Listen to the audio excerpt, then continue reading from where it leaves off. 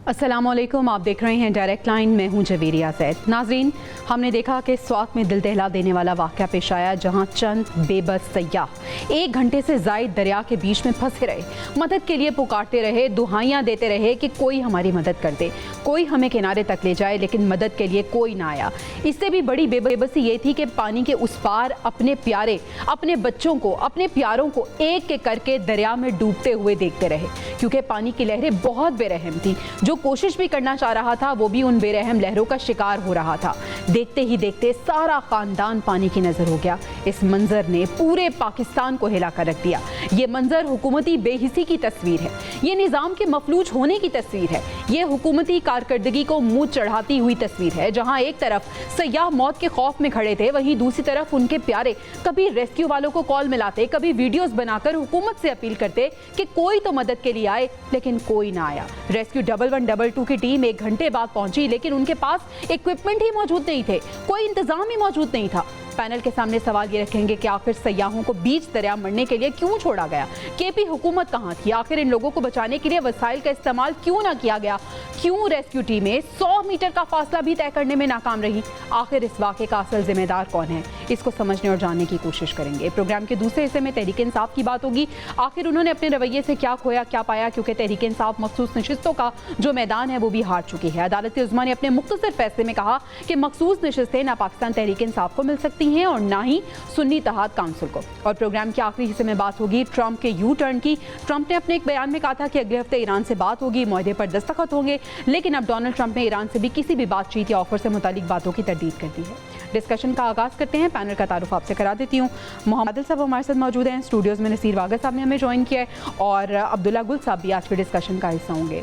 सबसे पहले हम स्वात के दिल दहला देने वाले वाक़े से ही अपने प्रोग्राम का आगाज़ करेंगे। आदिल साहब, एक इंसानियत सोज वाक़या स्वात में पेश आया, पूरी कौम गमज़दा है, पूरी कौम ने वो तस्वीरें, वो मनाज़र, पहले की तस्वीर, बाद की तस्वीर और जब सब कुछ ख़त्म हो गया उसके बाद के मनाज़र भी देखे।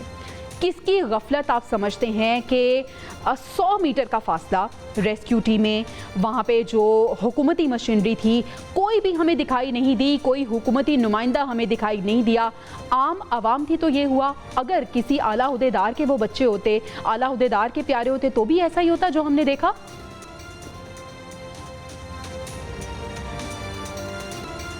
देखिए, ये तो टोटली केपी हुकूमत का फेलियर है, मुकामी जो सवात की इंतज़ामिया है उसका फेलियर है। और ये कोई पहली दफ़ा जो है वो इंसिडेंट नहीं हुआ सवात में, 2010 में भी हुआ था।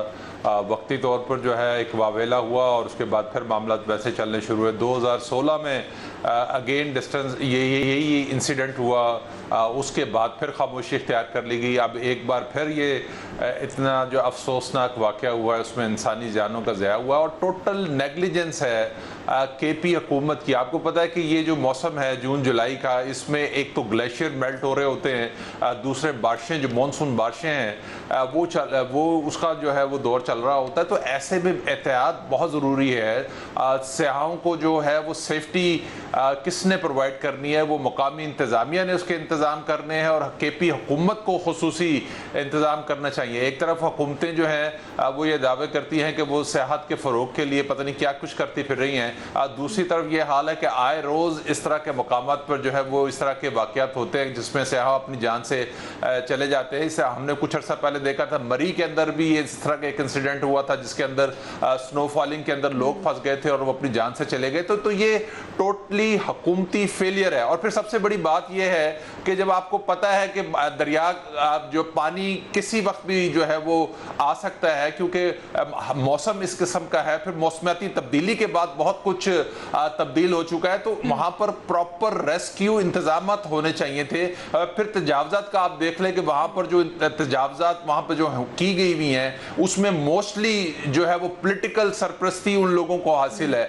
अभी भी जो मामला दो रोज से जो ऑपरेशन चल रहा है उसको आज इतलात थे कि शायद रोक दिया गया है, उसमें कोई पॉलिटिकल लोग की इन्वॉल्वमेंट जो है वो बीच में आ गई है। तो जब आप ऐसी जगह पर इस तरह की तजावजात करेंगे?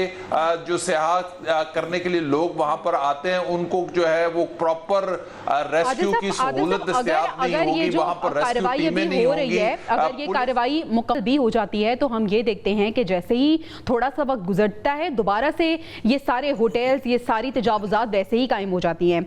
वाक़ा साहब, टू बी स्पेसिफिक, अगर हम केपी गवर्नमेंट की बात करें, टूरिज्म को बड़ा प्रमोट वो करते हैं और कहते भी हैं कि पूरे मुल्क में टूरिज्म को प्रमोट करना चाहिए, लेकिन इस सानेहे में आप केपी गवर्नमेंट का किरदार किस तरह से देखते हैं और जो रेस्क्यू टीमें हैं उनका किरदार आप किस तरह से देखते हैं? 1 घंटे के बाद टीमें आई और ये कह रहे हैं कि हम बेबस हैं, हम कुछ कर नहीं सकते, इक्विपमेंट हमारे पास मौजूद नहीं है। देखिए, सबसे पहली जिम्मेदारी तो इसमें कोई शक नहीं कि केपी हुकूमत की है।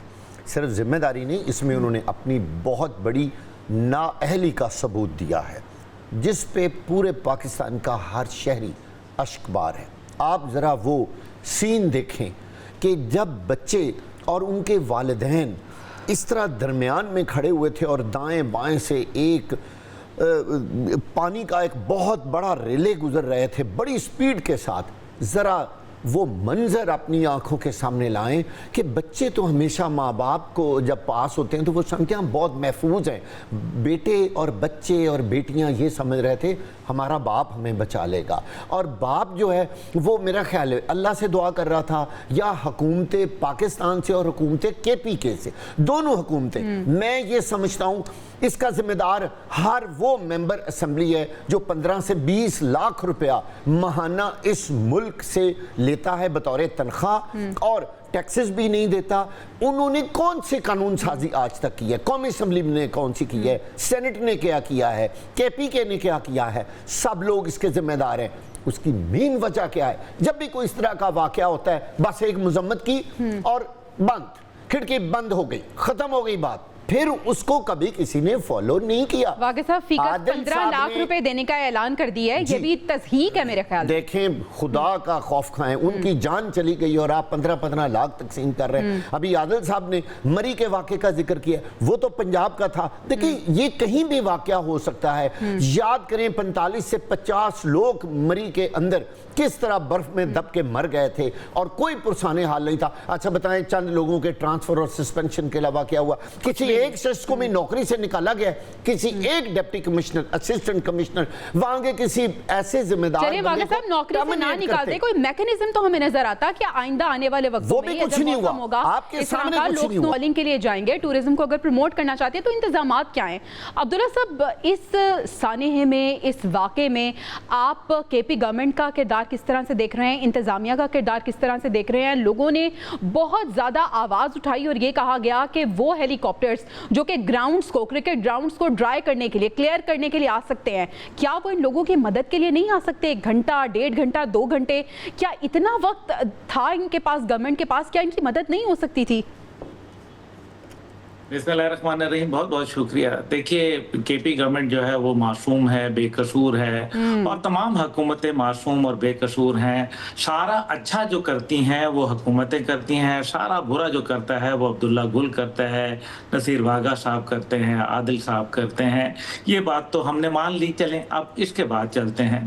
पहली बात यह है कि सिविल दिफा का एक इदारा मौजूद है और उसके ऊपर हर साल जो है उसके फंड भी होते हैं, उसको मौका भी मिलता है, रेस्क्यू के इदारे हैं, उनको ट्रेनिंग्स भी दी जाती हैं। कहाँ गई वो ट्रेनिंग, कहाँ गए वो इक्विपमेंट? एक डोली जो है उसका वाकया आ जाता है तो SSG का ऑपरेशन करना पड़ता है और हवेलियां के अंदर उस डोली को रेस्क्यू किया जाता है। क्या ये कैपेबिलिटी है? 5 पीढ़ियों से लोग जो हैं वो उसी महकमे के अंदर, या तो उनके वालिदैन वहाँ काम कर चुके होते हैं, तनख्वाहें ले रहे होते हैं या फिर पेंशन ले रहे होते हैं, और आलम यह है कि एक रस्सी तक नहीं है और किसी को कुछ मालूम नहीं है, टोटल हैपेटेड है। एक तरफ जो है वो पाड़ा चनार के अंदर 150 लोग जो है वो कत्ल किए जा रहे होते हैं, बेदर्दी से औरतें और बच्चों को जिंदा जलाया जा रहा होता है, लेकिन वजीर आला जो है वो यहाँ इस्लामाबाद पे धावा बोलना उनकी पहली प्रायोरिटी ये होती है। अब इसके बाद कोई स्क्रूटनी नहीं होती। मसला यहाँ ये है कि जिस आदमी को असिस्टेंट कमिश्नर को निकाल दिया, डीसी को निकाल दिया, हम कहते हैं निकाल दिया, निकाल नहीं देते, ये असल में वक्ती तौर पे टेम्परेरली जो है, और उसकी वजह ये होती है कि अगर डीसी को जब आप चार्ज शीट करेंगे तो जाहिर है फिर डीसी उन लोगों के नाम बताएगा जिन्होंने उनको मना किया या जिनके लाडलों के वहाँ होटल नाजायज तजावजात। और ये देखें ना, आलम यह है कि हमारे कुछ अवाम की भी जिम्मेदारियां हैं। अवाम की जिम्मेदारियां ये हैं कि ये जो सेल्फी का कल्चर आया है, इससे बहुत खराबी आई। अब आपने हेलीकॉप्टर की बात की, एक बड़ी वीडियो जो है एक बड़ी नजर आ रही है आजकल, एक खास मकसद के लिए दिखाई जा रही है, जिसमें 2 अदद कोबरा गन शिप हेलीकॉप्टर जो हैं, जिनके 2 टोटल ब्लेड होते हैं, एक स्काउट हेलीकॉप्टर के साथ फसलों के ऊपर खड़े हैं और सामने दरख्त लगे हैं। कोई ये अल्लाह का बंदा उनको बताए कि ये एक आर्मर्ड कोर का अटैक है जो इंडियन बॉर्डर के ऊपर जो है, जब हमारे पाक इंडिया मामलात हो रहे थे तो उस टाइम पे ये वहां खड़े थे कि अगर आर्मर्ड कोर का अटैक आता है तो ये कोबरा गनशिप हेलीकॉप्टर जो होता है ये तकरीबन 2.5 फुट जो है दरमियान से चौड़ा होता है, इससे ज्यादा नहीं होता। तो ये एक बहुत छोटा सा हेलीकॉप्टर है। ये मतलब फसलें सुखाने के लिए, जब आप पिच सुखाने के लिए अलीमा खान साहिबा को रेस्क्यू करने के लिए ग्लेशियर से, और क्रिकेट के खिलाड़ियों को आप हेलीकॉप्टर भिजवा के, और फिर ये तो वही लोग हैं ना जो 55 रुपए लीटर के ऊपर हेलीकॉप्टर चला रहे थे, तो आज उनसे पूछा जाए। लेकिन मसला यहाँ ये है कि इंसान की जान, मसला अब्दुल्ला साहब ये है, मसला सिर्फ ये है कि ये आम आवाम है, ये मैं और आप हैं। हाँ, वो आवाम है जिन्होंने आपको सेलेक्ट किया, वो आवाम जो बड़े बड़े टैक्सेस पे करती है, वो आवाम जो आपके वादों और नारों पे यकीन करके आपको हुकूमत में लेके आती है, उस आवाम का कोई पुरसाने हाल नहीं है। आदिल साहब, ये कहा जा रहा है कि हेलीकॉप्टर मौजूद था लेकिन तरबियत याफ्ता अमला नहीं था, तरबियत नहीं थी वहाँ पे कि हेलीकॉप्टर को किस तरह से इस्तेमाल करना है, किस तरह से इन लोगों को रेस्क्यू करना है। कमोबेश 100 मीटर्स का ये डिस्टेंस था जो किनारा है उससे उस जगह तक जहाँ पे लोग खड़े हुए थे। तो आपको लगता है कि इतनी भी तरबियत मौजूद नहीं थी, तो फिर ये इदारे कायम करने की क्या ज़रूरत है?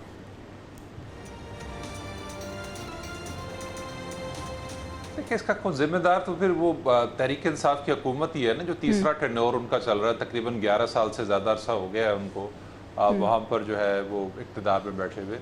तो ये जिम्मेदारी तो हुकूमत की बनती थी कि इस तरह के एनवायरनमेंट के अंदर, इस जब सियाहत एकदम जून जुलाई में बढ़ती है तो वहाँ पर जो इंतजाम करना तो सूबाई हुकूमत की भी जिम्मेदारी थी और इंतजामिया की भी जिम्मेदारी थी। अब आपने जो है वो डीसी को मुअत्तल कर दिया और नीचे 5-6 एहलकारों को और मुअत्तल कर दिया, उससे क्या होगा? वो क्या जिनकी जाने गई हैं वो वापस आ जाएंगी?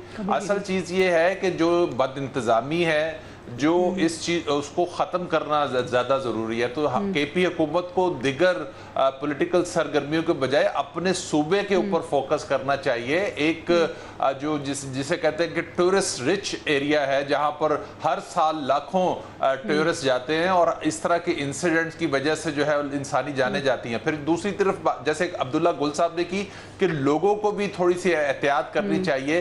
लोग कोशिश करते हैं दरियाओं के अंदर जाने की, और फिर जिस किस्म का फिर हमने देखा कि वो एकदम पानी का रेला है और जो है निकलने के रास्ते सारे बंद हो गए। तो ये हुकूमत, ये भी गाइडलाइंस जो है ना हुकूमत ने देनी है और उस पर इंप्लीमेंट भी जो है वो इंतजामिया ने करवाना है। तो अगर आप वहां पर ट्रेन्ड स्टाफ नहीं रखेंगे तो फिर इस तरह की हेलीकॉप्टर रखने का कोई फायदा नहीं है कि आपके पास रेस्क्यू करने के लिए हथियार मौजूद हो लेकिन आपके पास चलाने वाला कोई ना हो। तो ये हुकूमत को चाहिए कि वो माजी से सबक सीखे और आने वाले दिनों को मद्देनजर रखते हुए इन टूरिस्ट पॉइंट्स के ऊपर जो है ठीक है, आपका पॉइंट आ गया। वागे साहब, जो केपी गवर्नमेंट है वो डिविजनल हेडक्वार्टर के लिए एयर एम्बुलेंस सर्विस शुरू करने का फैसला कर रही है। इससे पहले भी हमने देखा था 5 नौजवान जो कि एक चट्टान के ऊपर खड़े हुए थे, मुंतज़िर थे मदद के, वो वाक़या जब पेश आया जो पानी की नज़र हो गए, उसके बाद भी बड़ी बड़ी बातें और दावे किए गए। अब मासूम बच्चे, पूरी फैमिली चली गई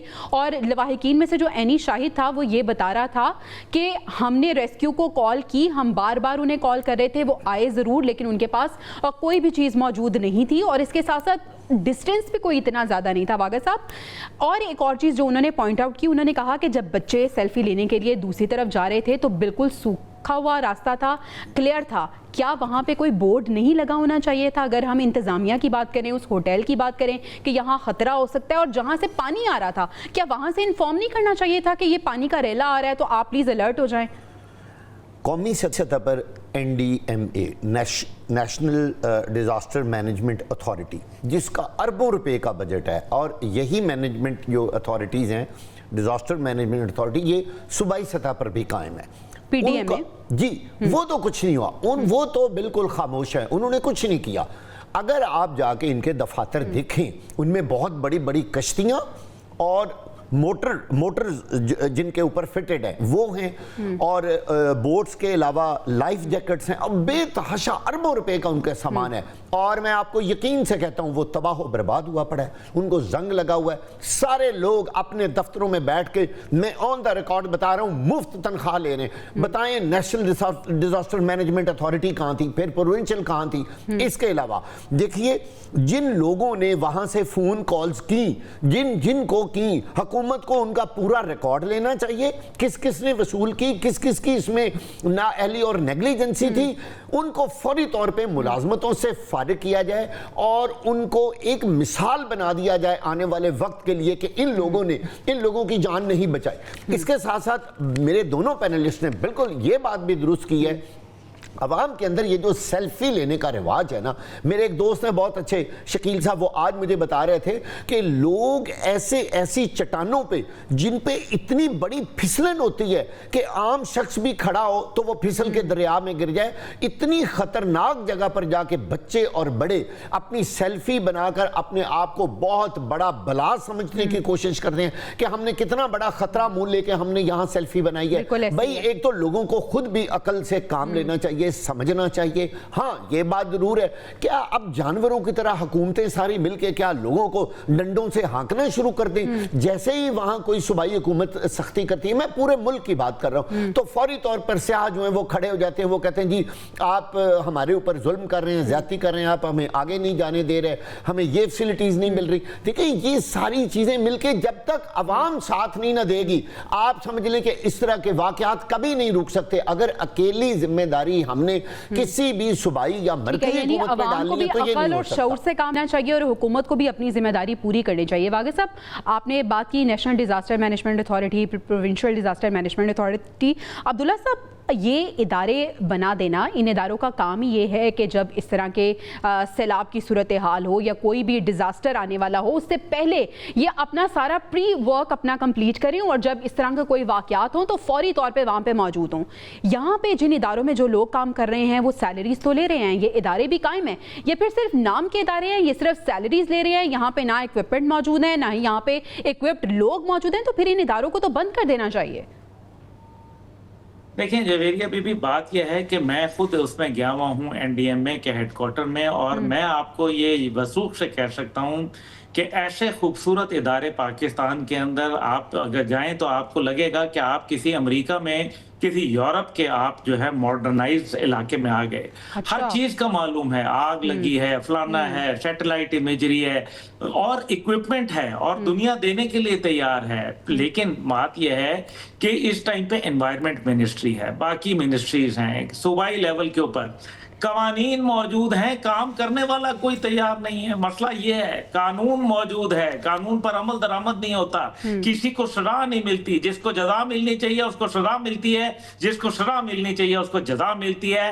करोड़ों रुपए के फंड नहीं है, अरबों रुपए के, खरबों के फंड हैं अगर आप मेरे से पूछें। लेकिन काम क्या है? काम 0/0 है। दूसरी जानिब आप सूबाई हुकूमत को देखें कि पुलिस जो होती है इस टाइम पे गायब हो जाती है, मीलों मील लाइनें लग जाती हैं। अभी मैं कालाम गया, कालाम से कुमराट का रास्ता टोटल 60 किलोमीटर है जवेरिया साहिबा, लेकिन इट टुक मी 9.5 घंटे। मैं बड़ी 4x4 लैंड क्रूजर पे था, मुझे 9.5 घंटे लगे जिसको मैं तय करने में, यानी कि 7 किलोमीटर फी घंटे की रफ्तार से जो है हम गए हैं। मतलब खुदा को माने कि ये सिस्टम है। और वो कुमराट, वो आपका ये तमाम पानी आलूदा हो रहा है। मैं आपको चैलेंज करता हूं, इस टाइम पे कुमराट में 400 के करीब होटल है और इस टाइम पे जो यहाँ कालाम में 500 से ऊपर होटल हैं, जगह नहीं मिलती रहने के लिए, 40-40 अब 50-50 हजार रुपए कराया है पर नाइट। और आप अंदाजा करें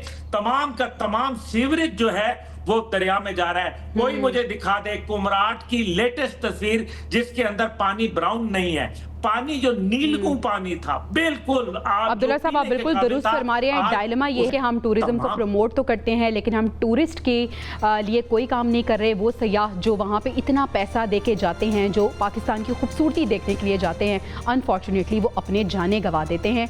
नाज़रीन हमें ब्रेक पे जाना है, ब्रेक से वापस आएंगे तो हम कुछ दीगर टॉपिक्स को डिस्कस करेंगे। Stay with us. Welcome back नाज़रीन। अदालत उज़्मा ने मुख्तसर फ़ैसला अपना सुनाया और मखसूस नशिस्तों के हवाले से ये फ़ैसला आया कि मखसूस नशिस्तें ना PTI को मिल रही हैं ना सुन्नी इत्तेहाद को मिल रही हैं। आदिल साहब, पाकिस्तान तहरीक इंसाफ की अगर हम बात करें तो जो मखसूस नशिस्तें थीं वो भी उनके हाथ से चली गईं। इसके साथ साथ हम उनकी कारकर्दगी भी देख रहे हैं, सियासी तौर पे भी तकसीम का शिकार नज़र आ रही है। सबसे पहले तो बताइएगा कि मखसूस नशिस्तों के हवाले से जो फ़ैसला आया उसको किस तरह से रीड कर रहे हैं आप?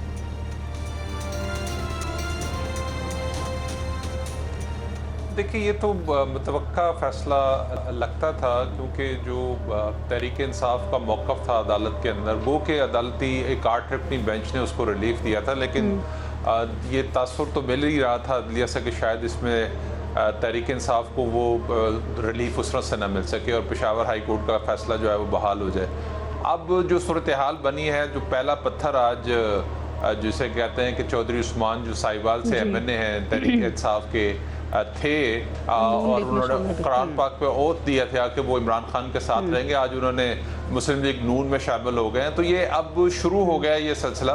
एक तो मखसूस नशिस्तें जो हैं वो तहरीक इंसाफ के हाथ से निकल गई हैं और दूसरी तरफ जो आज़ाद अब डिक्लेयर हो गए हैं कि ये आज़ाद रुकन असम्बली हैं, यकीनी तौर पर वो अपनी अपनी मंजिल की तरफ जो है अब उड़ान भरने की कोशिश करेंगे। उसमें बहुत सारे लोग जो हैं हुकूमत से फ़ायदा उठाने के लिए मुस्लिम लीग नून में शामिल हो जाएंगे, कुछ लोग पीपल्स पार्टी में शामिल हो जाएंगे। ये तो अब चॉइस है, जिसको जहाँ मौका मिलेगा वो जाएगा। लेकिन इसमें मैं ये ज़ाती तौर पर समझता हूँ कि इस वक्त जो भी हालात हैं इसके ज़िम्मेदार ख़ुद इमरान खान हैं, ख़ुद उनकी तहरीक इंसाफ पूरी जमात जो है वो है।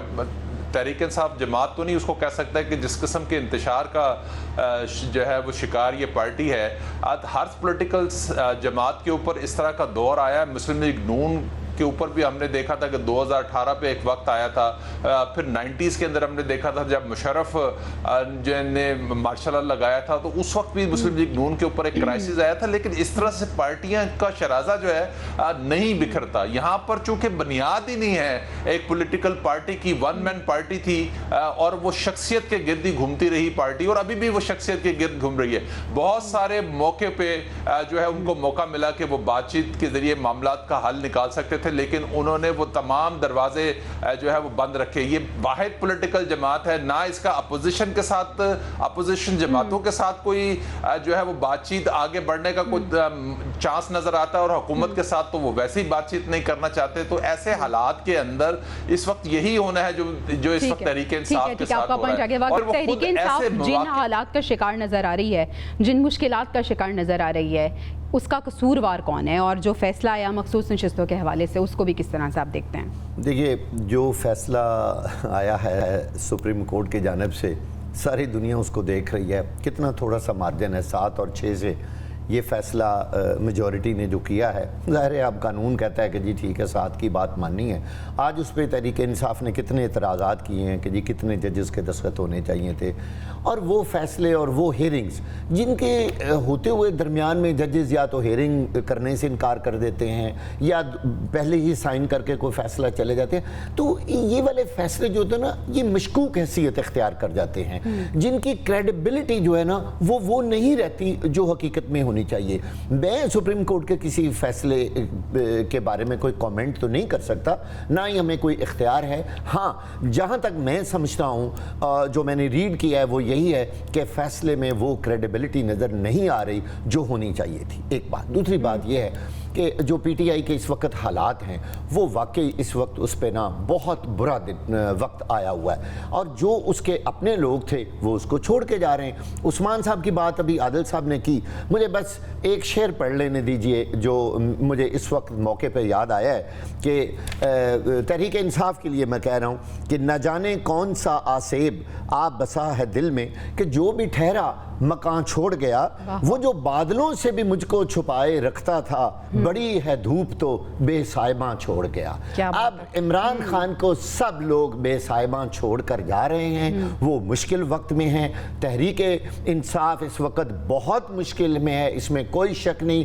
تمام فیصلے ان کے خلاف آ رہے ہیں، ایف آئی آرز ہو رہی ہیں، لوگ ان کے جیلوں میں ہیں، لیڈر ان کا اندر ہے، لیڈر کی بیوی اندر ہے۔ آپ ذرا سینیریو کا اندازہ لگائیں کہ وہ تحریک انصاف جس کا چیئرمین 15-16 سیٹیں اس طرح جیتتا ہے کہ وہ ان حلقوں میں جا کے کنویسن بھی نہیں کرتا، اور آج وہ جیل میں بیٹھا ہوا ہے۔ یہ بس کون سا وہ ان سے گناہ ہو گیا ہے، کوئی غلطی ہو گئی ہے جس کی سزا پا رہی ہے تحریک انصاف؟ عبداللہ صاحب، کس چیز کی سزا مل رہی ہے پاکستان تحریک انصاف کو؟ جن مشکلات کا شکار ہے، آخر وجوہات کیا ہیں؟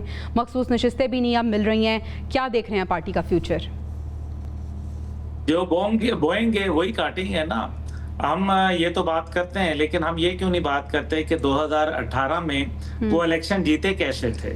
اصل بات یہ ہے کہ ٹوٹل مجھے تو ابھی میں اس پہ پورا پروگرام کر سکتا ہوں ثبوتوں اور شواہد کے ساتھ۔ 2018 میں ان کے پاس ٹوٹل جو سیٹیں ان کو ملنی تھیں وہ تقریباً 27 سے لے کے 32 سیٹیں تھیں جو ان کو ملنی تھیں، لیکن پھر وہ 116 مل گئیں۔ اور پھر وہ 116 کس طرح ملی، اور پھر وہ ٹیکنوکریٹس مزید وغیرہ ادھر ادھر آ کے ان کو جو ہے وہ ان کا معاملہ اسپیشل سیٹس پہ، ویمن سیٹس پہ مزید آگے بڑھ گیا۔ بہرحال اس سب کے علاوہ اصل میں تحریک انصاف کو کسی باہر کے دشمن کی ضرورت نہیں ہے، ان کے اپنے ہی بہت لوگ ہیں۔ پہلی بات یہ ہے کہ یہ وہی لوگ ہیں جو 2018 سے پہلے جس طریقے سے میں کہتا ہوں لائن بنا کے پی ٹی آئی میں شامل ہو رہے تھے، پھر آپ نے دیکھا کہ جب استحکام پاکستان پارٹی بنی، جس کا نہ ابھی دفتر تھا، نہ منشور تھا، نہ الیکشن کمیشن پہ رجسٹرڈ تھی، اور اس کے اندر جو ہے 100 کے قریب سینیٹرز اور M N A M P A جو ہے وہ چلے گئے۔ افسوس کی بات یہ ہے کہ قرآن کے اوپر ہاتھ رکھنا اور یہ چیزیں، تو پھر یہ کیا 62-63 کے اوپر پورے اترتے ہیں؟ کیا یہ صادق اور امین کہلانے کے لائق ہیں؟ کیا ایسے لوگ جو ہے وہ اسمبلیوں میں لانے کے لائق ہیں؟ یعنی کہ اگر آپ قرآن پہ ہاتھ رکھ کے عدالت میں جھوٹ بولتے ہیں تو اس کی سزا ہوتی ہے، لیکن اگر آپ اسمبلی میں رکھ کے جھوٹ بولتے ہیں تو اس کی کوئی سزا نہیں ہوتی، بلکہ اگر آپ نے حکومت جوائن کر لی تو پذیرائی ہوتی ہے۔ دوسری جانب جو ہے تحریک انصاف جو چاہتی تھی، جو ایجنڈا، وہ یہ ہے کہ مغرب کے اوپر انحصار کرتی تھی اور سوچتے تھے کہ کبھی امریکہ آ کے بچا جائے گا تو کبھی کوئی اور ملک بچا جائے گا۔ ایسا نہیں ہوا۔ ٹرمپ کے آنے سے بڑی امیدیں تھیں، لیکن وہ امیدیں بھی معدوم ہوتی ہوئی نظر آئیں۔ عادل صاحب، ہم نے سارا نظارہ دیکھا کہ کس طرح سے ٹرمپ سے امیدیں لگائے بیٹھے ہوئے تھے پاکستان تحریک انصاف والے، لیکن کچھ بھی نہیں ہوا، بلکہ ہم نے دیکھا کہ ٹرمپ کے آنے کے بعد گورنمنٹ کے ساتھ، پھر ہم نے فیلڈ مارشل کے ساتھ ان کے تعلقات کو بڑے اچھے اور باخوبی ہم نے دیکھا کہ کس طرح سے آگے جا رہے ہیں، اور حالیہ دنوں میں بھی ہم نے دیکھا کہ جو معاملات ہیں وہ بڑی بہتری کی طرف جا رہے ہیں، جس سے پاکستان تحریک انصاف کو خاصی مایوسی ہوئی ہے۔ سوال اب یہ ہے عادل صاحب کہ جو یہ مشکل نظر آ رہی ہے ہمیں پاکستان تحریک انصاف کے اندر، بانی تو جیل میں ہے، لیکن اس کے بعد کون پیروکار ہے، کون لیڈ کرتا ہوا آپ کو پارٹی کو نظر آ رہا ہے؟ علی امین گنڈا پور صاحب ہیں، علیمہ خان ہیں، بشرا بی بی ہیں، یا کوئی اور؟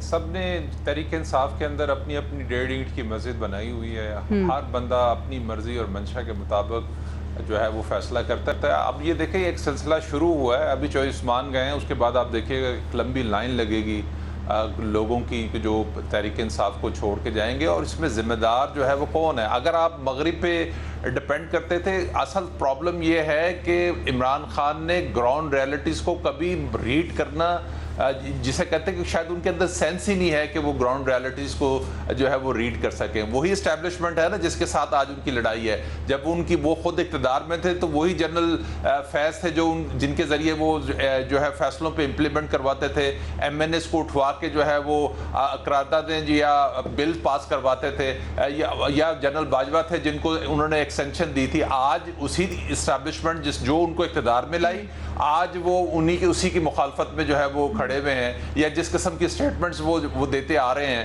آج تو صورتحال یہ ہے کہ اب پارٹی کے پاس جیسے کہتے ہیں کہ پارٹی کے پلے اب کچھ نہیں رہا, ایک ایک کر کے جو ہے وہ ان کے ایم این ایز جو ہے وہ چھوڑ دیں گے. یہی ہمیں صوبائی اسمبلیوں کے اندر صورتحال نظر آئے گی. اور پھر اس کے بعد آج کل یہ بھی جو ہے وہ کہا جا رہا ہے کہ کے پی کے اندر بھی شاید ان کی حکومت کو جو ہے مشکلات کا سامنا کرنا پڑ سکتا ہے. تو جو پولیٹیکل سسٹم ہے وہ بڑا ہمیشہ سے کمپرومائز پولیٹیکل سسٹم رہا ہے, اور ہم نے دیکھا ہے کہ ہر دور کے اندر حکومتیں اسی طرح بنتی تھیں, اسی طرح بنتی ہیں اور اسی طرح لگتا ہے کہ بنتی چلی جائیں گی.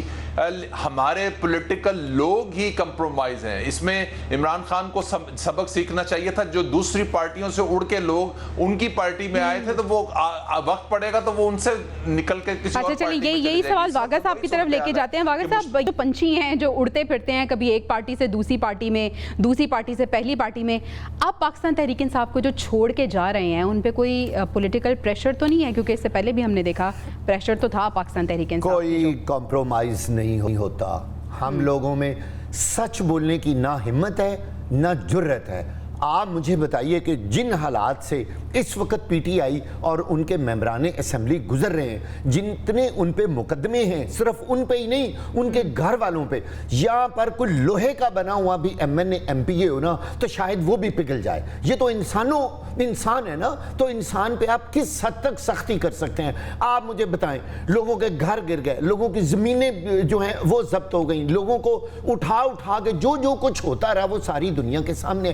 بات یہ کہ یہ صرف پی ٹی آئی کے ساتھ نہیں, یہ مسئلہ پاکستان کے پولیٹیکل سسٹم کا ہے. جب بھی کوئی اپوزیشن میں ہوتا ہے تو جو برسر اقتدار پارٹی ہے نا وہ اپنے مخالفین کے اوپر ہر وہ ہتھکنڈا استعمال کرتی ہے کہ وہ نیست و نابود ہو جائے.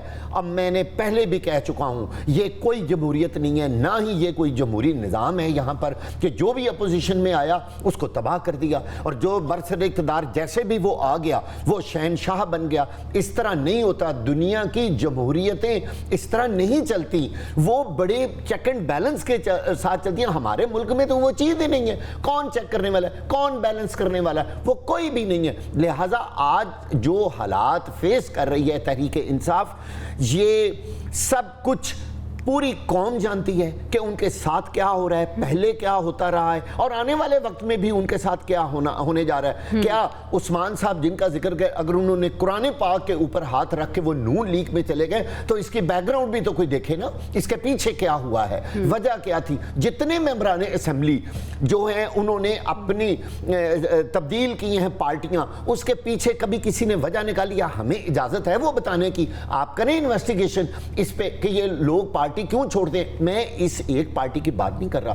جب اگر مسلم لیگ نون کے لوگوں نے پارٹیاں چھوڑی ہیں تو انہوں نے بھی بڑی تکلیفیں سہ کر پارٹیاں چھوڑی ہیں. کوئی نہ کوئی کانٹیکٹ ضرور ہوتا ہے. کوئی نہ کوئی ایشو ہوتا. اب سوال یہ ہے کہ اگر ہم سیاسی جماعتوں کی بات کریں تو ہم دیکھتے ہیں کہ جب کسی سیاسی جماعت پہ بہت برا وقت آتا ہے تو ایسا لگتا ہے کہ سب کچھ ختم ہو گیا, لیکن جب دوبارہ سے ان کا وقت آتا ہے, یہ کوئی ان پہ مہربان ہوتا ہے اور وہ اپنے رویے کو درست کرتے ہیں, تو پھر ہم دیکھتے ہیں ایک بار پھر سے وہ پارٹی جو ہے وہ بہت اوپر نظر آ رہی ہوتی ہے. پاکستان تحریک انصاف, آپ بتائیے, مسلم لیگ نون کے اوپر جب برا وقت آیا تھا تو کوئی سوچتا تھا, کسی نے سوچا تھا کہ نواز شریف صاحب بیرون ملک چلے گئے, کلثوم نواز پہ اوپر کتنے ظلم ہوئے. لیکن آج ہم دیکھ رہے ہیں کہ وہ برسر اقتدار ہے. عبداللہ صاحب, پاکستان تحریک انصاف کو کس طرح سے آپ پریڈکٹ کرتے ہیں ایز اے پارٹی؟ نہیں, میں یہ سمجھتا ہوں کہ پارٹی تو نہیں, کلٹ ہی رہی ہے, ویسے نظر بھی آ رہا ہے. دوسری بات یہ ہے کہ ان کی کوئی آئیڈیالوجی نہیں رہی اور وہ بار بار یو ٹرن لینے سے عوام کے اندر بھی ان کی پذیرائی جو تھی وہ کم سے کم ہو گئی. یعنی کہ جن بنیادی باتوں کو امریکہ مخالفت یہ وہ جب وہ کرتے تھے, پتہ چلا کہ جب پھر بالکل ہی انہوں نے یو ٹرن لے لیا. تو بار بار یو ٹرن, تقریباً 235 یو ٹرن تو میں نے ان کے گنے تھے. اس کے بعد پھر میں نے گنتی فضول سمجھی اور پھر چھوڑ دیا ان کو گننا. دیکھیں, بات دو باتیں بڑی واضح ہیں. مسلم لیگ اگر آئی تو اس نے कभी भी एक जो है इदारे के साथ टक्कर नहीं ली, उसने कभी रियासत के साथ टक्कर नहीं ली, उसने शख्सियत के साथ किसी एक बात के ऊपर। लेकिन जब सिपाही से लेके आप जर्नैल तक के ऊपर जो है वो तबर्रे भेजते हैं, डंडे मारते हैं, सोशल मीडिया के ऊपर बातें करते हैं, GHQ को जलाने की कोशिश करते हैं, आप ISI हेडक्वार्टरों को जाके आगे लगाते हैं, आप चाकी के पहाड़ जलाते हैं, आप रेडियो पाकिस्तान पेशावर को जलाते हैं, तो आपका क्या ख्याल है कि ये बातें जो हैं इनको अनहर्ड चले जाना चाहिए, इनके ऊपर कोई किसी किस्म की सख्ती नहीं होनी चाहिए, ताकि कल जो है पाकिस्तान में रोजाना कोई उठे और ये वैंडलिज्म जो है वो भरपूर अंदाज में चला रहा है। दूसरी बात जो बड़ी इंपॉर्टेंट है और वो ये है कि ये लोग इक्तदार में क्यों नहीं आएंगे। ये लोग इक्तदार में इसलिए नहीं आएंगे क्योंकि पहली बात यह है कि इनके भी मांगे तांगे के लोग थे जो आए थे और जबरदस्ती उनको शमूलियतें करवाई गई थी। जो इजी कम इजी गो, वो चले भी गए और चले भी जाएंगे। अब सबसे बड़ी बात यह है कि क्या मुस्तकबिल में ये वापस आते नजर आते हैं। देखें, सबसे बड़ी बात यह है कि इस टाइम पे जो लोग मुस्लिम लीग या दीगर पार्टियों को ज्वाइन करेंगे, तो क्या फिर इसका मतलब है कि जमहूरियत जो है मजबूत हो जाएगी और पाकिस्तान जो है बेहतरीन जो है वो राह के ऊपर गामजन हो जाएगा। याद रखिएगा कि इस बार तो अभी इमरान खान है, अगली दफा किसी और की बारी होगी। बिल्कुल बिल्कुल, ये निजाम और पाकिस्तान अब इकट्ठा नहीं चलेगा। बिल्कुल बिल्कुल ऐसे ही। अब्दुल्ला साहब, आपका पॉइंट आ गया। आपने यू टर्न की बात की थी, एक यू टर्न ईस्ट में और एक यू टर्न वेस्ट में भी हम देखते हैं कि एक शख्सियत यू टर्न के हवाले से बहुत मशहूर है। उस शख्सियत के हवाले से और उसके यू टर्न के बारे में डिस्कस करेंगे ब्रेक के बाद। Stay with us. Welcome back नाज़रीन। डोनाल्ड ट्रंप के यू टर्न की बात करेंगे, जो एक हफ्ता पहले ये कह रहे थे कि ईरान के साथ बातचीत करेंगे, मुआहदा भी हो सकता है, उस पर दस्तखत हो सकते हैं, लेकिन अब ये कह रहे हैं कि ईरान से कोई बातचीत नहीं होगी। आदिल साहब, डोनाल्ड ट्रंप, अब तो ये यूजुअल बात हो गई है कि वो यू टर्न ले रहे हैं ईरान के हवाले से। पहले कह रहे थे बातचीत होगी, मुआहदा होगा, अब कह रहे हैं कि बात नहीं होनी। क्या इरादे उनके बदलते हुए नज़र आ रहे हैं? दूसरी तरफ हम देख रहे हैं कि रिपोर्ट्स आ रही हैं कि ईरान में जो आपने टारगेट किया था अमेरिका और जो दावे कर रहा है वो सब झूठ है, लेकिन उसको भी वो डिनाई कर रहे हैं कि नहीं ऐसा नहीं है, जो हम कह रहे हैं वही दुरुस्त है।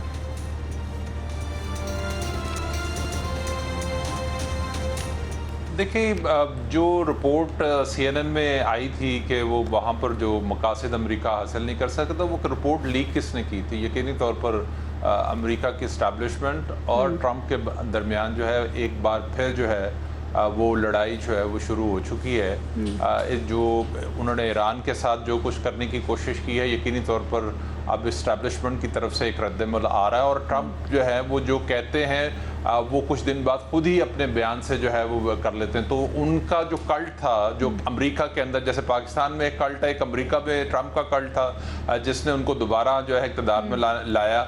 अब लगता है कि वहाँ पर एक प्रेशर जो है बिल्ट हो रहा है और ट्रंप जिस तरह का इरादा रखते हैं या ईरान के हवाले से जो अब आने वाले दिनों में वो कुछ सोच भी रहे होंगे, तो मेरा नहीं ख्याल है कि अब उस तरह से जो है चीज़ें उस तरह इम्प्लीमेंट हो सकेंगी और ना ये जंग की तरफ दोबारा हालात जाते हुए दिखाई दे रहे हैं। ट्रंप को जो है वो आने वाले दिनों के अंदर ज़्यादा जो है मुश्किलात का सामना कर सकता है। एक रेजिस्टेंस जो है उनको अपने मुल्क से जो है वो आने वाले दिनों में लगता है कि मिलेगी और जिसकी वजह से उनके बहुत सारे फैसले, अभी भी उन्होंने अपने बहुत सारे फैसले किए और फिर उसको वापस ले लिया, आने वाले दिनों के अंदर भी लगता है कि उनके बहुत सारे जो फैसले हैं वो रिवर्स होंगे। तो ये आप जब यकतरफा तौर पर डिक्टेटर बनकर फैसला करते हैं तो फिर उसके नताइज भी जो है वो इसी तरह के नज़र आने शुरू हो जाते हैं। अब पूरी दुनिया जो है वो एक तरफ है और ट्रंप और उसका जो सिस्टम वो लाना चाहते हैं, पूरी दुनिया पे इम्प्लीमेंट करना चाहते हैं, वो एक तरफ है। तो एक मुखालफत है, वो मुल्क के अंदर भी है, वो मुल्क के बाहर भी है और आने वाले दिनों में ये चीज़ें जो है ना वो एक शिद्दत के साथ बढ़ेंगी। ठीक है, आपका पॉइंट है। अगर साहब, जिस तरह से हम बात करें ट्रंप के यू टर्न के हवाले से, ईरान के हवाले से यू टर्न ले लिया, आप कह रहे हैं मुआहदा नहीं होगा, बातचीत नहीं होगी, गो के हम देख रहे हैं कि ईरान भी इंटरेस्टेड नहीं है अमेरिका से बात करने के लिए। लेकिन अगर गज़ा के हवाले से भी जो उन्होंने बातें की हैं, कह रहे थे कि देखेंगे और जंग बंदी के हवाले से बात होगी, आपको लगता है कि उस हवाले से भी यू टर्न लेंगे अब? देखिए, ट्रंप जो है ना वो बुनियादी तौर पर एक फिल्म एक्टर हैं और मैं आजकल उनको जगलर कहता हूँ। अच्छा। वो एक मदारी की तरह अपना किरदार अदा कर रहे हैं। हैरान कुन बात है کہ ان کے اپنے لوگ جو امریکنز ہیں وہ بھی ان کی کسی بات پہ یقین نہیں کرتے. 1 منٹ میں وہ تقریر کچھ کرتے ہیں اور ان کو سمجھ ہی نہیں آتی, اگلے ہی دن وہ کچھ اور کہہ دیتے ہیں. کبھی وہ ایران کے بارے کہتے ہیں کہ جی فلاں نے بہت اچھا لڑا, اس نے بہت اچھا کیا, میں نے یوں کر دیا, میں نے جنگ بند کرا دی. پھر کہتا ہے جی ہاں ایران سے بات چیت ہو رہی ہے. اب وہ کہتا ہے ایران سے بات چیت نہیں ہو رہی. دیکھیں اتنے بڑے ملک, اتنی بڑی سپر پاور کا پریزیڈنٹ ہو تو کم از کم اس کو مین آف ورڈز تو ہونا چاہیے, وہ اپنی بات پہ تو پکا ہو نا, کھڑا تو. اچھا اس میں کوئی سنجیدگی بھی نہیں ہے. جب وہ تقریر کر رہا ہوتا ہے تو کسی بندے کو یقین ہی نہیں ہوتا کہ یہ جو کہہ رہا ہے وہ سچ کہہ رہا ہے, کیونکہ ایک اپنی ہی تقریر کے اندر وہ تھوڑی دیر بعد اس بات کو ڈینائی کر دیتا ہے. اتنی بڑی سپر پاور کا پریزیڈنٹ اور اس کے یہ والا جو رد عمل ہے, میرا خیال ہے یہ امریکہ کو اور زیادہ نقصان دے گا. اب پہلے انہوں نے دیکھیے اسرائیل کو حملہ آور کروایا ایران پہ, پھر اس کو بند کروایا, ادھر غزہ پہ کام شروع کروایا. امریکہ کی اپنی عوام جو ہے وہ بھی ٹرمپ سے بالکل خوش نہیں ہے, اور ان کو یہ بخوبی اندازہ ہے کہ ٹرمپ کیا کردار ادا کر رہے ہیں اور کس طرح وہ خود امریکہ کو اور امریکنز کو تباہ کر رہا ہے. میں آخری بات آپ کو بتاؤں, امریکہ کے عوام خود بہت ہی پرسکون زندگی گزارنا چاہتے ہیں اور وہ بڑے پرامن لوگ ہیں. یہ میں آپ کو پورے یقین سے کہتا ہوں, میں بہت سارے لوگوں کو پرسنلی جانتا ہوں جو وہاں کے نیشنل ہیں, میری یہاں بھی ان سے ملاقاتیں, وہ بالکل جنگ کے حق میں نہیں ہیں. وہ کہتے ہیں جی ہم امن امان سے اپنی زندگی گزارنا چاہتے ہیں, امریکہ کو بڑھتے ہوئے پھلتے پھولتے دیکھنا چاہتے ہیں, ہم اپنی زندگیاں سکون سے گزارنا چاہتے ہیں. وہ تو جنگ کے ہیں ہی خلاف. اور انہی امن پسند لوگوں نے اسی لیے ٹرمپ کو ووٹ دیا, کیونکہ تب ٹرمپ بات کرتے تھے کہ میں جنگ بندی کے حوالے سے بہت کام کروں گا, میں امن لے کے آؤں گا, ایک پیس میکر کے طور پہ ابھروں گا. عبداللہ صاحب, پیس میکر کے طور پہ تو ہم نے دیکھا کہ ٹرمپ جو ہیں وہ فلاپ ہو گئے ہیں, گو کہ بڑے دعوے کر رہے ہیں کہ پاک بھارت جنگ میں نے میڈیٹر کا رول پلے کیا, لیکن بڑھاوا دینے والے بھی ٹرمپ ہی تھے. آپ ٹرمپ کے کردار کو کس طرح سے دیکھتے ہیں, اور کیا ٹرمپ امریکہ اور امریکنز ہیں ان کے لیے بھی خطرہ بن سکتے ہیں؟ دیکھیں ٹرمپ صاحب جو ہیں اٹر کنفیوژن کا شکار ہیں. پہلی بات یہ ہے کہ جب سے IAEA کے ساتھ آفیشلی ایران نے مذاکرات جو ہے وہ ختم کر دیے اور اپنے پارلیمان کے ذریعے قرارداد پیش کر دی, تو اس کے بعد تو ٹرمپ صاحب کو پتہ چل گیا. لیکن جنگ جو 2 بنیاد پہ شروع ہوئی تھی, جویری آپ کے ساتھ میں نے پہلے بھی بات کی تھی, ایک تھا کہ ریجیم چینج ہوگی ایران میں, اور دوسرا یہ ہے کہ وہ ڈی نیوکلیئرائزیشن کی طرف جائیں گے. ڈی نیوکلیئرائزیشن تو جو ہے وہ اس کا سامنے ہی آپ نے دیکھ لیا, اور ابھی تو امریکہ کی خود جو رپورٹ آئی ہے اس کے اندر انہوں نے کہا ہے کہ جی ہم نے تو بنکر بسٹر میسائل مارے ہی نہیں ہیں, وہ جو بامز ہیں وہ مارے ہی نہیں ہیں. تو پھر تلسی گیبرٹ جو CIA کی چیف ہیں, ان کے متعلق ٹرمپ صاحب جو ہے وہ محاذرائی لگا کے بیٹھے ہوئے ہیں, اور وہ کچھ اور بول رہی ہیں, ٹرمپ صاحب کچھ اور کہہ رہے ہیں. تو ایک اٹر کنفیوژن جو ہے وہ موجود ہے. لیکن دوسری جگہ یہ جنگ بندی نہیں ہوئی ہے, یہ صف بندی کی تیاریاں ہیں, کیونکہ اس ٹائم پہ اسپوائلرز کون ہے. دیکھیں امریکہ جو مرضی چاہے نہ چاہے, اصل بات یہ ہے کہ اسرائیل جو ہے وہ شروع کرتا ہے, بھارت شروع کرتا ہے. پہلے بھی ان دونوں ممالک کو ٹرمپ صاحب کی باقاعدہ آشیرواد شامل تھی, تبھی انہوں نے پاکستان اور ایران پر حملے کیے. لیکن جب انہوں نے دیکھ لیا کہ آگے دونوں ان کے جو پراکسیز تھے ان کی پٹائی رج کی ہوئی ہے, اس کے بعد انہوں نے جو ہے وہ ایک درمیان میں کردار ادا کیا. یہ جنگ جو ہے یہ ابھی پھیلے گی, یہ رکے گی نہیں. لیکن جو سب سے بڑا چیلنج امریکہ کے لیے یہ ہے کہ وہ جو $4 ٹریلین جو ہے سمیٹ کے عرب دنیا سے لے گیا, اور اگر ایران کو انہوں نے نیوکلیئرائزیشن جو ہے جس طریقے سے وہ ڈومینیٹ کر رہا ہے, جنگ میں وکٹوریس کے طور پر باہر آیا ہے. اب آپ مجھے بتائیں کہ اگر ایران ڈومینیٹ کرتا ہے اس ریجن کے اندر, تو پھر امریکہ کی کون مانے گا, اور پھر امریکہ کو یہ جو خطیر رقم ہے, کیا یہ اس کا وعدہ مکمل ہو پائے گا, یا پھر ریجنل جو پالیٹکس ہے وہ چینج ہو رہی ہے. ویسے بھی میں سمجھتا ہوں پاک بھارت جنگ اور جو اسرائیل اور ایران جنگ ہے, اس کے بعد ایک چیز واضح نظر آ گئی ہے کہ امریکہ اپنا سپر پاور کا سٹیٹس بالکل ایسے. میں یہی سوال عادل صاحب سے پوچھنا چاہ رہی تھی. عادل صاحب, یہ حالیہ دنوں میں ہم نے جو پوری دنیا کی سچویشن دیکھی, کیا امریکہ کا سپر پاور کا سٹیٹس برقرار ہے یا یہ کسی اور کے پاس جاتا ہوا نظر آ رہا ہے؟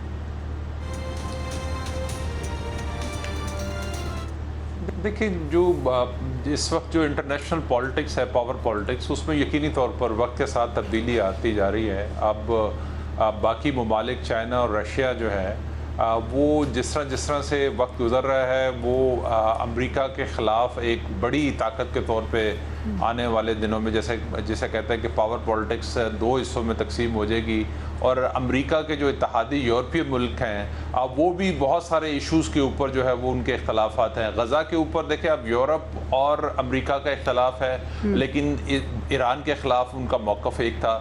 یوکرائن کے اوپر جو ہے وہ امریکہ اور اس کے اتحادی جو یورپی ممالک تھے ان کے اندر شدید اختلاف ہے، اور آپ یہ دیکھیں کہ رشیا جو ہے وہ ابھی پیچھے نہیں ہٹ رہا، اور وہ یوکرائن پہ یقینی طور پر اس وقت تک کارروائی جو ہے وہ کرتا رہے گا جب تک جو ہے وہ اپنے مقاصد حاصل نہیں کر سکتا۔ تو اس کے بعد جو ہے وہ صورتحال یکسر جو ہے وہ مختلف ہو سکتی ہے، اور رشیا اور چائنا اور باقی جو ریجنل جو ممالک ہیں ان کا اتحاد جو ہے وہ امریکہ کے لیے آنے والے دنوں میں ایک بہت بڑا چیلنج ہوگا۔ بالکل ایسے ہی ایک امریکہ کے لیے ایک چیلنج ہو سکتا ہے۔ واقعہ صاحب، ایران کا سٹیٹس آپ کس طرح سے دیکھ رہے ہیں؟